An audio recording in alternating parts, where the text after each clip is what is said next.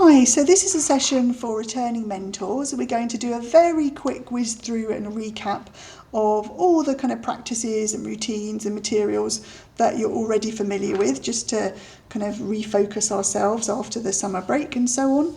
And then we're going to spend more of our time talking about the theme of deliberate practice. Deliberate practice is an aspect of mentoring that's already integrated to some extent. It features a little bit more heavily in our intensive training and practice periods and is kind of subtly embedded into conversations we've had about SMART targets and personalisation, but we're just going to unpack it a little bit more today with some links to theory as well, so that you can feel all fancy. At the start of the autumn placement, as before, you'll have students coming out to see you, this time for a few more days. They're coming out for the 2 days in the penultimate week of this half term, and then 2 days in the final week of this half term. And then when they come to you after half term, that will be the start of the assessed placement block proper.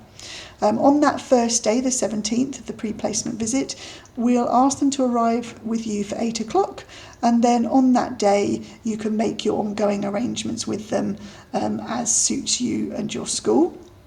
As before, it's important that you provide all the kind of basic orientation information. If there is more than one student in your school, then it may make sense for a senior leader or somebody from the mentoring group to take responsibility for sharing that information once with all the students, rather than all the mentors doing it with their individual students. Pre-placement visits are just literally an informal time for both you and your trainee to get to know each other. It's not a time for them to expect a formal sit-down meeting, but there may be some elementary information sharing that will be helpful. Trainees are expected to have looked at your website before they visit the school and to have reviewed your key policies, safeguarding behaviour and so on, and looked at any curriculum materials that are available that relate to the Key Stage 1 class group that they're in. Of course, they will have additional questions, and you may want to buffer some of those along till the start of the placement proper, or you may choose to send them home with any relevant links and materials if you feel that's helpful. It can be particularly helpful to share the titles of any set text that you're working on in literacy, and to share an overview of the medium-term plan for the half-term ahead. That will orientate the students sufficiently for them to feel confident about joining you properly after half-term.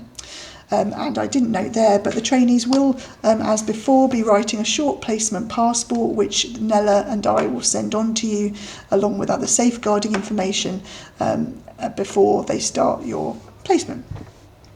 As before, there'll be a placement planner, which doesn't only set out tasks for the main assessed placement block, but does also set out the orientation period tasks as well. So that will help guide you and your trainee to make sure that you're using those that early period of placement sensibly. Because you're experienced mentors, these aspects of your role that you're already very familiar with, but certainly in the pre-placement visit days and the early weeks of placement, it's time for you to really understand your trainees' needs, and you can only really do that by having a good chat at some point. But also in that early stage is the time where you're setting boundaries and making sure that your working relationship gets off to the good start that you want it. Often the boundaries that you need to really think about are things to do with timekeeping, both at the start and the end of the school day, so that there are no surprises and no miscommunications. If you have any questions about that or any concerns about your trainee with regards to punctuality and attendance, please do raise that very, very quickly with the trainee themselves, but also with us, so that that can be rectified as quickly as possible. In terms of expectations, you may have heard on the grapevine that there are some enhancements to expectations from the Department for Education in terms of mentoring and trainee opportunities out on school placement. But from your perspective, it shouldn't feel very different this year. We still only expect your weekly mentor meetings to be for 1 hour. because we know that that is supplemented by the shared PPA time that you have each week where the trainee is shadowing your planning and prep process for the week ahead. So between those two activities you will fulfil the DFE's new requirement, and everything is grand. In this particular half term coming up, we'll have 5 formal lesson observations taking place. One will also be with the senior leader, and one will also be with the link tutor right towards the end of the placement. In the first full week of the assessed placement, you can just give informal feedback. There's no formal observation required. In terms of our curriculum, there are no changes at all.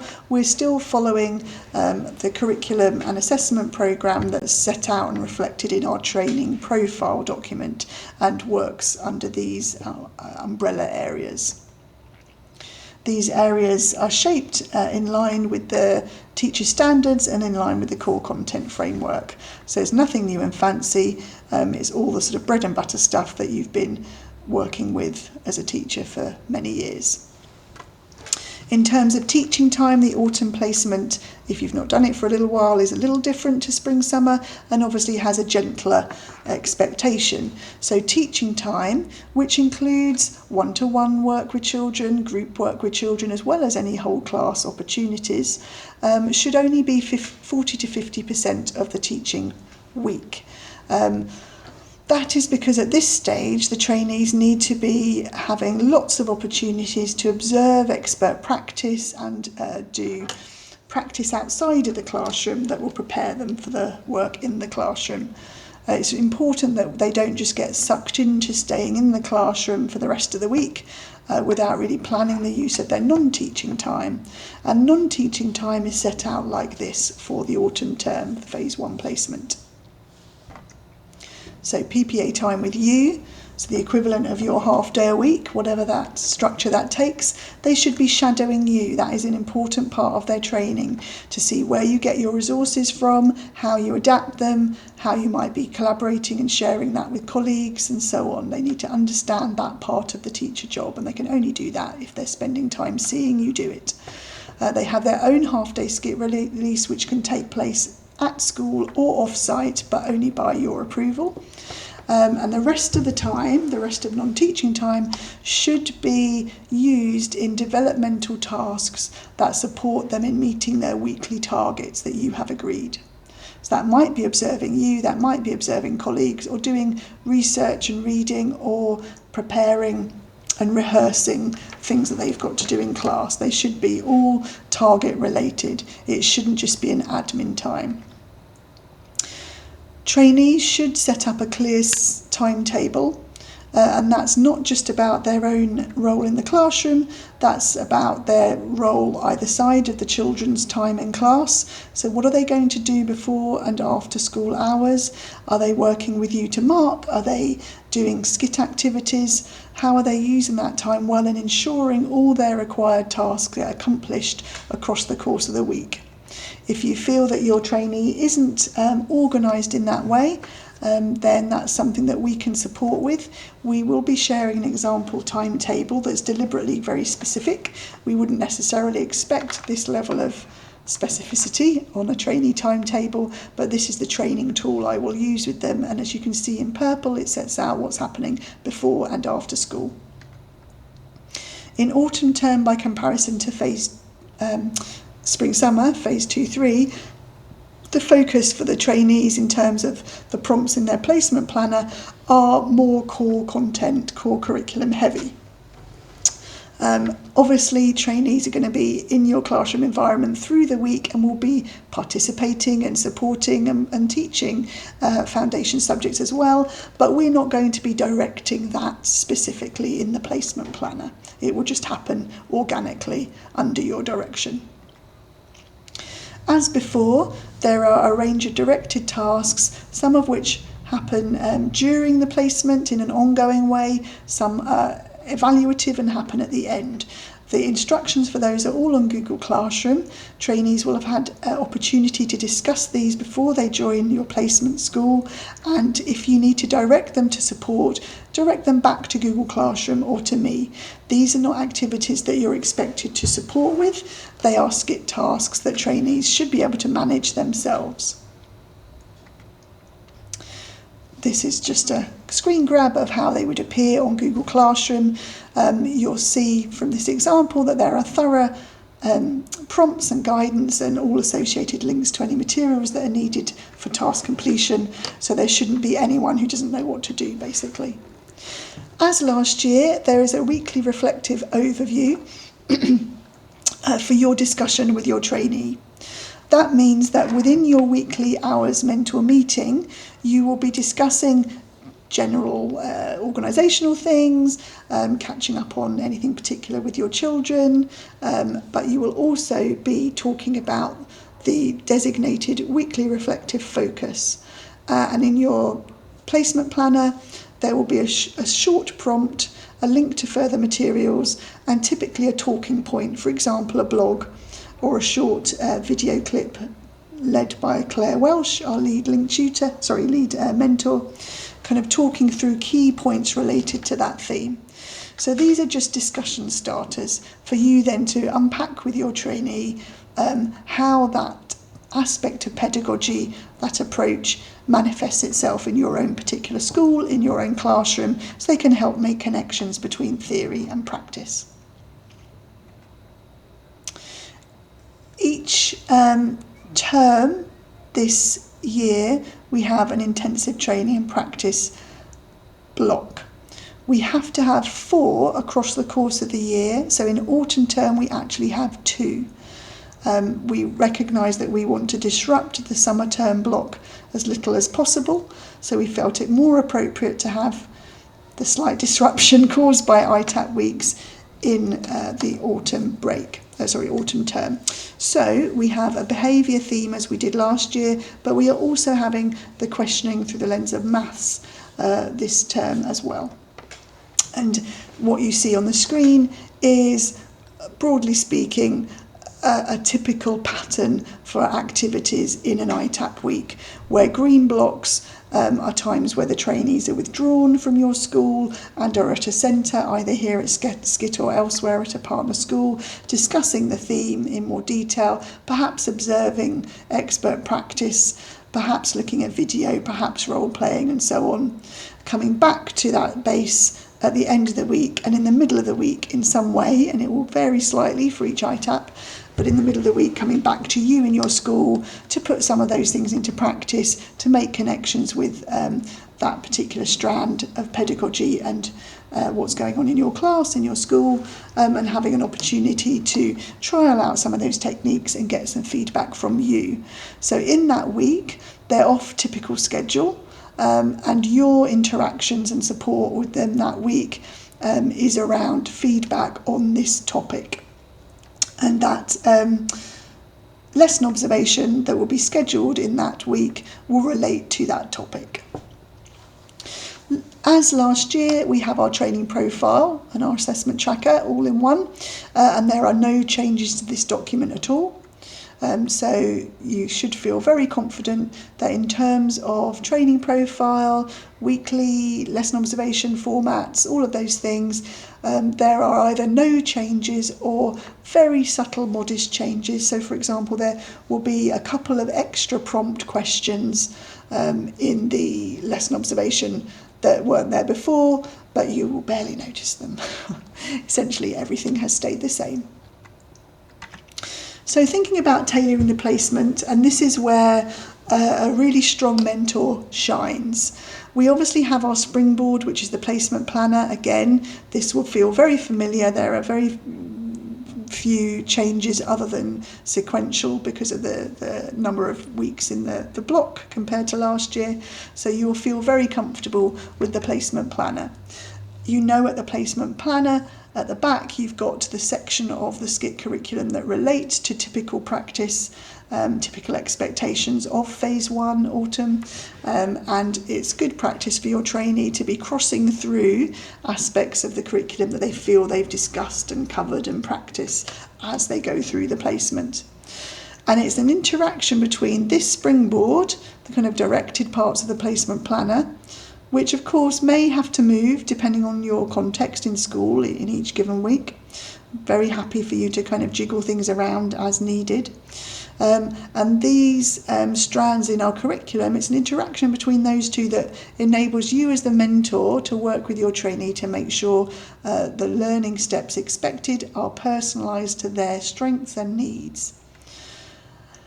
And certainly each year we make reference to the progress pathways chart in our placement handbook, which reminds us that both in terms of planning and in terms of teaching delivery, there's not just one direction to go in. There's not just a jump from not doing to doing. There are all lots of little kind of jumps, lots of little opportunities for shadowing and having additional scaffolds to begin with, and then gradually increased so that we can make steady steps of small progress towards our ultimate goals.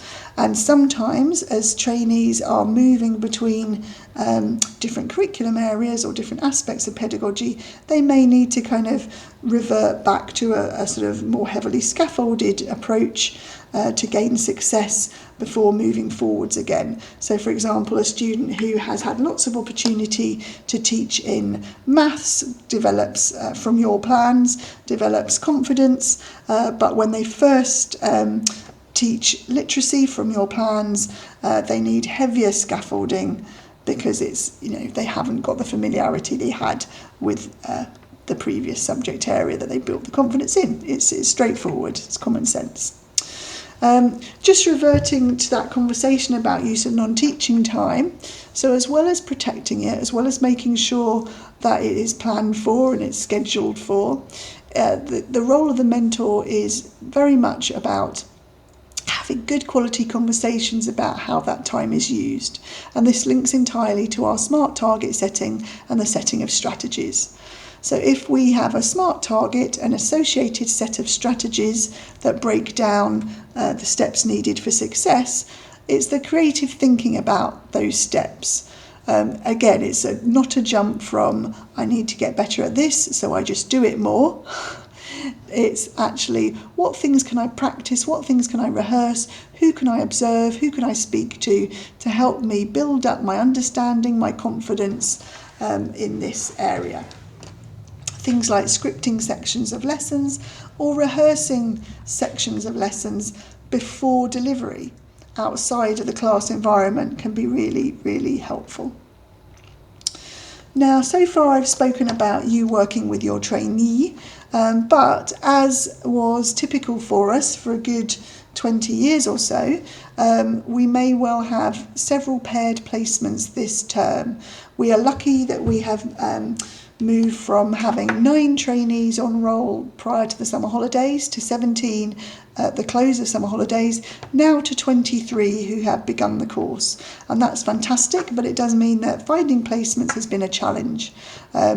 So whilst I had wanted to keep in place solo placements for both phase 1 and 2-3, as we had through COVID, we are having to last year and this year reinstate paired placements for phase 1 as we always used to do. This has great benefits for students, but it does require some clever thinking for mentors to make sure they're protecting their time and working efficiently if they do have 2 students in their class.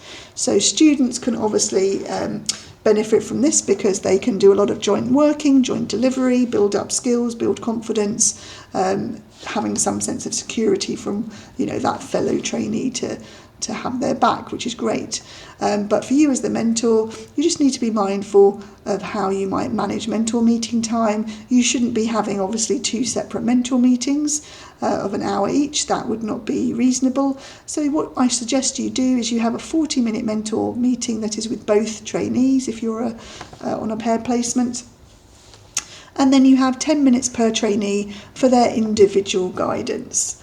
That is very brief, but then that's kind of proportionate with the fact that this is autumn placement and the targets that they have individually are going to relate to their effectiveness in a group context, typically at this stage. So the level of detail required is perhaps a little less significant than it would be in phases 2 and 3. So that should help kind of maintain a sensible workload for you in terms of weekly meeting time. Then the other thing to think about is how you manage those observations. If you're formally observing one trainee, then it may be good practice to have the other trainee on their release time, on their skip release time outside of the classroom at that point. Again, you'll get a feel for this. In some trainee pairings, it might still feel very comfortable to have both trainees in the room at that time, but in other trainee pairings, for all sorts of reasons, it might feel much more comfortable to have the other trainee not being observed apart. On the other hand, depending on the way of working and their confidence with each other, there are other clever things you can do. So, for example, you may have one trainee doing the introduction to a session and the other trainee doing the follow-up to a session and contributing to the same session, and you observing those 2 components on the same session. So there are different ways to approach it, and you'll get a feel for that, and you can discuss that with your link tutor if you're in that position. So skip materials are located as they always have been on the shared drive, so you will be sent a link to access this year's version of all those materials, and as I said, there are very few changes, and where there have been changes, they are very, very modest and minimal, and you will barely notice them. Our placement handbook underpins our work and will guide you with some fundamental information. It's not something that you'll use on a weekly basis, but it is a good reference tool. The placement planner, as we've discussed, is modestly adapted for this year in terms of the flow of the weeks for the way that this calendar year has worked out, but other than that it will feel very, very familiar. The how-to guides, some of them are going to be updated just to make sure that they're reflective of our current formats and so on, but they're all in the same place, accessible to you, and they're on Google Classroom for our students. If there is something that your student isn't sure how to complete, there will typically be a how-to guide for it, and you can just direct them back to Google Classrooms to look at it. You should never feel you're in a position where you have to be explaining those sorts of things to your students. Students are still expected to keep their work online in an orderly fashion. Nella will be keeping an overview of their pace of uploading materials, but she won't be looking at quality. But the link tutor and I will be at various intervals through the half term checking in on aspects of their folder, and will be giving feedback either individually or, in my case, to the group about how to more effectively engage with the materials that they're uploading, if and where that's needed. Your job is not to oversee that at all, but if you do get a sense that someone's not organised, then do signpost that back to the link tutor and to me.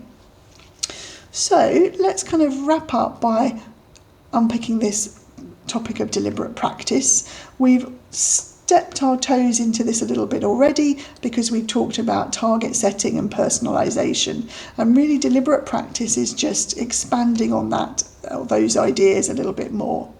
So we recognise that trainees for sure might struggle to kind of basically do the aspects of the teaching job that are very teachery. There are some things that we do as teachers that aren't within our day-to-day repertoire of engaging with other humans, and it takes a while to kind of build up those skills and those competencies and confidence in inhabiting that kind of teacher presence. The other thing that can be challenging is, whilst in principle a trainee might understand the need to use a particular strategy or whatever, and they might have the right words to do that with, and they may even have deliberately practiced those words and sharing those messages. But when they're doing that in a live environment, which is unpredictable because classrooms are full of other little humans and lots of stuff goes on that we can't plan for, it can be hard for them to juggle all that at once. And for us as experienced teachers, where we might be implementing something new that our head teacher shared in a staff meeting, because all the other stuff that we're doing is very well rehearsed and we're very confident in those things, we're able to keep those balls juggling even while introducing another ball to juggle. But for our trainees, that is not the case. So practicing something for the first time in an unpredictable environment doesn't always lead to the best outcomes. So the idea of deliberate practice before we go into that live environment becomes something really interesting for us to think about. So let's think about this specifically. We're looking at this from now Erikson's point of view, and we're also in yellow, as you can see, drawing parallels to our existing practice. So Erikson tells us that deliberate practice is highly structured and it's designed to improve performance. Well, of course, yes, when we set SMART targets and strategies to reach those targets are structured, discussed in a kind of structured environment, and they're also carefully monitored. So that links to our mentor meetings each week and our conversations about what we've achieved and what needs to be achieved in the following week. It links to our professional targets log that the trainees maintain. And deliberate practice is all about the cues that we provide to trainees for ways to make their improvements. And again, this is where we link into our strategies when we're setting SMART targets. However, what I would say is that when we're setting SMART targets as mentors, it's often the hardest bit of our job, partly finding the language to frame the SMART target itself, but also thinking a bit more creatively about what the strategies can be. And again, often I will see, especially with less experienced mentors, the target set and then the strategies are almost just, well, to do that, to do more of that, to have more opportunities for doing that, as if just being thrown into the live situation will just naturally help. And of course, to some extent it can, and for some trainees they do learn reasonably well in that environment, just trying it out live for the first time. But for many trainees, most trainees, they will benefit from, even if they're not aware of this, benefit from practice rehearsal outside of the classroom environment. So let's just look back. The next few slides in pink are actually lifted from previous training materials around SMART targets, because I want to make sure that we're not trying to create something new here, but we're trying to see the potential for us addressing these deliberate practice opportunities through our current conversations and our current target setting. So what we can see in the top row is a kind of classic example, if you like, of strategies which aren't really helpful to meet a target. So essentially, get great at teaching phonics, be like an expert teacher suddenly, and the strategies are to observe it and then to do it. And of course, that's not really very realistic. So let's break that down. Let's firstly make the target clearer, because what is the current issue? Is the current issue that the modelling is not great, the pure sounds aren't accurate, the blending confidence isn't there, or the terminology, or what exactly is it that is currently awry? There might be several things, but let's just start with one. And then once we know what that one thing is, what things can we do to practice that and get it better before we start doing that in the classroom live with children? And yes, there may be more traditional strategies in terms of we'll go back to the guidance, reread read the guidance and so on, chat to the coordinator. Those are kind of strategies that we're, I think, a bit more comfortable with. Observing phonics teaching, yes, of course. But the thing that perhaps we forget to layer in is, well, revise pure sounds, watch the video, record yourself, play it back. Can you hear when you're kind of doing it successfully? Can you hear when you're making errors? Revise it again. Do it in front of a peer. Do it at home in front of your husband. Do it in front of me as the mentor. And then do it in front of the children. And I think that is going to more successfully and specifically address those very small parts of practice that do require rehearsal. Just as a general reminder, obviously targets, there should be no more than 3 per week, because that would not be helpful, especially if we're looking at things being so specifically addressed and rehearsed. One of the targets each week should always link to the reflective focus of the SCITT curriculum, whether that be growth mindset, whether that be an aspect of behaviour management, whatever it might be. It's plotted out in the placement planner, and there should be a connected target to it. There are modelled targets for you to edit and work from to just assist you, but we should always see 1 target per week related to that focus. And just as a helpful tool for you and for the trainee, if you ever get stuck about the kind of possible strategies, do go back to the placement handbook, where for each area of the curriculum there are possible opportunities set out there, things that you might not have considered and or might spark another idea. So do go back to that material if you need to. So let's go back to Erikson, because it's good for you as mentors to understand that this isn't just a random wish of SCITT that you do this funny deliberate practice thing. This is something that is rooted in theory, and that certainly the DFE are a real proponent of, because they see it working. So we recognise, therefore, this is really critical to teacher development. And this idea of it being purposeful practice that knows where it's going and knows how to get there, that should be, what underpins all our SMART target setting. But key to it is that the mentor is providing a clear model. The trainee, in some way, even if it's not from you, has been given a clear model of what expert performance looks like. So if we go back to our phonics example, pure sounds, look at the video, here is someone doing it expertly, this is what it looks like. If we're thinking about someone who's developing their questioning, okay, observe the mentor, note down questioning use, think about how that was targeted and so on, this is what is expected. So is the trainee clear on what expert performance looks like? Sometimes we might set a target of go and visit someone and watch their teaching, but do we question them afterwards and have a conversation to check their understanding of what they've seen? Lesson deconstruction, even if only terribly brief and terribly informal, is really helpful to trainees in terms of clarifying for them what the kind of juicy bits of what they've observed were.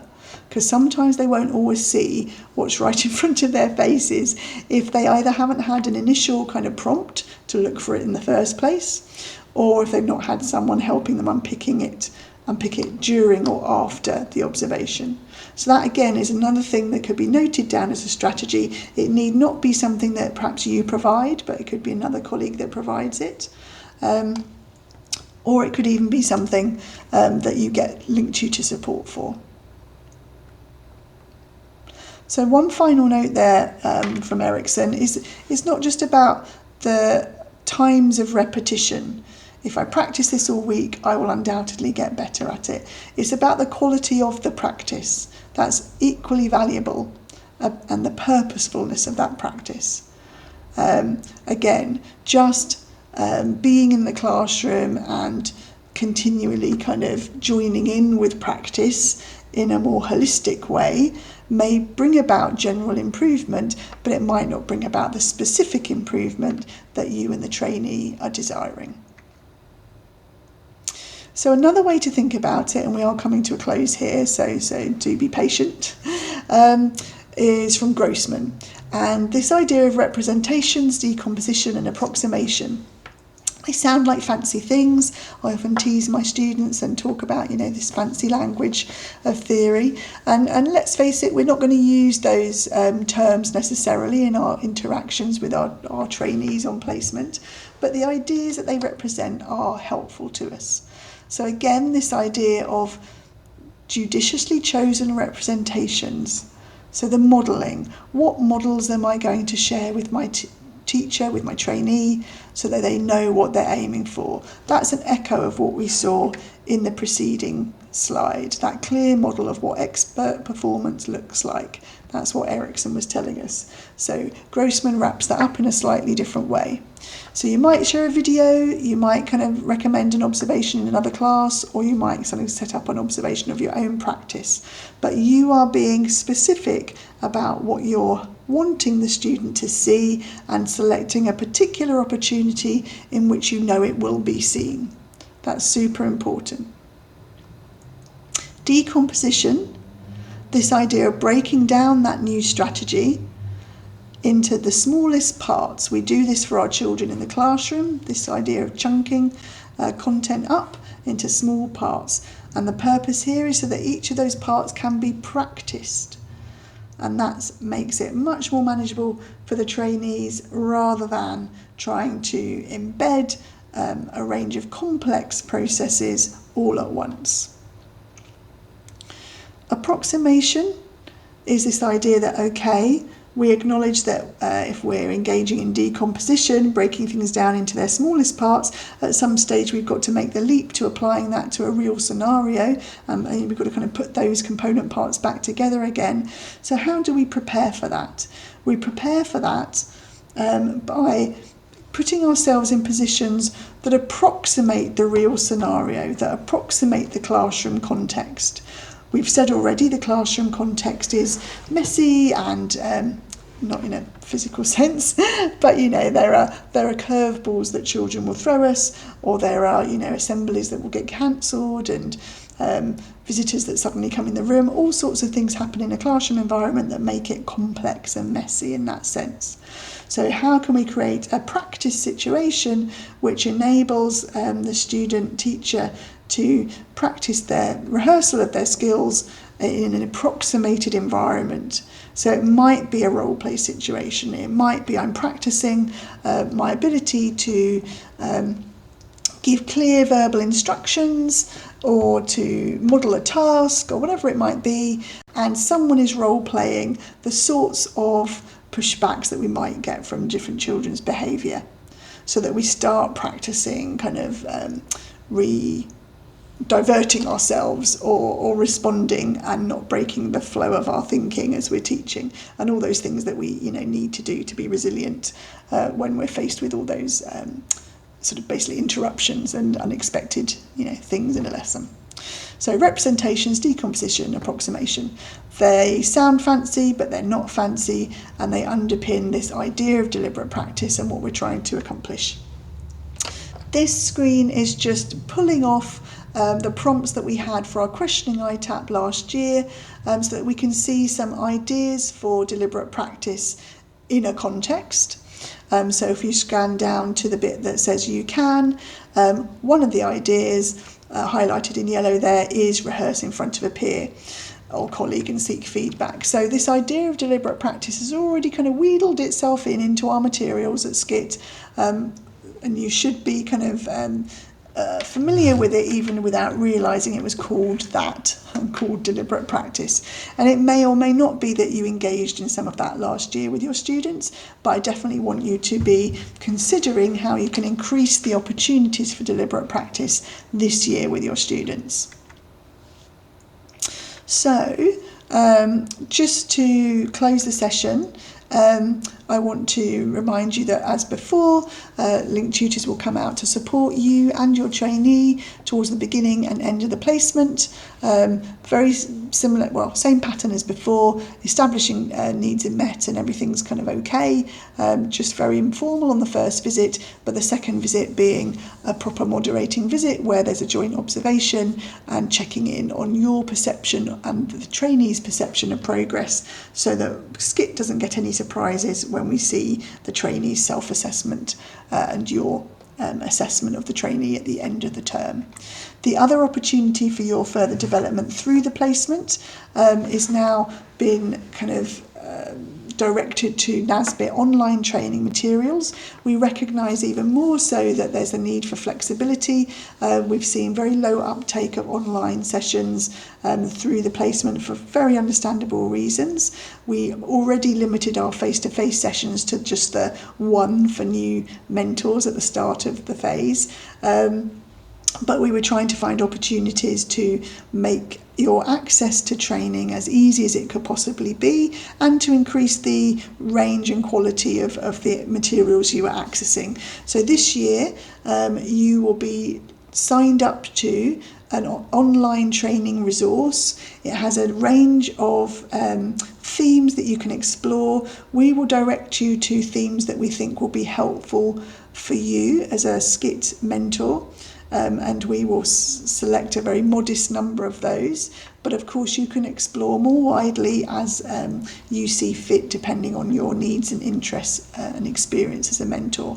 The link to access those materials will be sent out to you by Claire Welsh, our lead mentor, fairly soon ahead of your placement, and we hope that you really enjoy working with those materials and will be seeking feedback at the end of the placement. So I hope that you've taken some new information on board when we've talked about deliberate practice today, and I hope that you feel that all the other information was a good reminder of the existing processes and practices relating to placement, and you feel nicely reassured that there's no new surprises. Placement matches will be allocated as soon as we're able to. I'm sorry that we haven't been able to produce them sooner, but we are still trying to secure some final placements, and we won't kind of publish a placement list until everyone has been placed. Thank you for your patience with that, and if you need anything at any point during the placement,